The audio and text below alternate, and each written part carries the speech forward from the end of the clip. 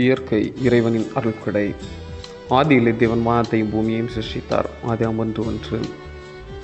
இறைவன் தனது அருள்கொடையான இயற்கையை ஆண்டு கொள்ளவும் பண்படுத்தவும் பாதுகாக்கவும் நம்மிடம் தந்துள்ளதால் இயற்கையினை பண்படுத்தி பாதுகாப்பதில் நாம் அதிகாரிகளாக அல்ல, கரிசனையோடும் பொறுப்பாண்மையுடையவர்களாகவும் செயல்பட வேண்டும். தொடக்கத்தில் கடவுள் விண்ணையும் மண்ணையும் படைத்தபோது இந்த உலகு ஒழுங்கற்று வெறுமையாகவும் இருள் பரவியதாகவும் இருந்தது. எனவே கடவுள் ஒளியை தோன்றச் செய்து சுடர்களை படைத்தார். தொடர்ந்து பொற்புண்டுகளையும் விதை தருகின்ற செடிகளையும் கனி தருகின்ற பழமரங்களையும் நிலத்தில் முளைக்கச் செய்தார். அதோடு நீரில் வாழும் உயிரினங்களையும் பறவைகளையும் கால்நடைகளையும் ஊர்வனவற்றையும் படைத்தார். அனைத்து படைப்புகளையும் படைத்த பின்னர் படைப்பின் மகுடமாக மானிடரை படைத்தார். அத்துடன் தான் படைத்த அனைத்து படைப்புகளையும் நல்லதென்று கண்டார்.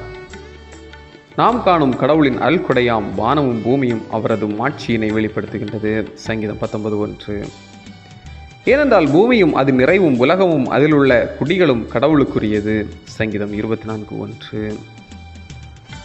ஆண்டவருக்குரியதை நாம் கையாளுகையில் மிகவும் கவனமாயிருக்க வேண்டும். இறைவன் நமக்கு அருள்கொடையாக இயற்கையினை தந்ததோடு அதனை பாதுகாக்கும் பொறுப்பையும் நம்மிடம் விட்டுள்ளார். ஆனால் நாம் நமது சுயநலத்திற்காக இயற்கை அழித்து பாழாக்குகின்றோம். இதனால் இயற்கையின் சீற்றங்கள், தொற்று நோய்கள் என பல்வேறு விதமான அசம்பாவிதங்களையும் அனுபவிக்கின்றோம். எனவே நம்மை நாமே ஆய்ந்தறிந்து நமது பொறுப்பற்ற தன்மையை உணர்ந்து ஆண்டவரிடம் மனம் வருந்துவதோடு இயற்கையை பேணிகாத்து இறைவனின் அருள்கொடைகளை வாழ்வில் சொந்தமாக்குவோம்.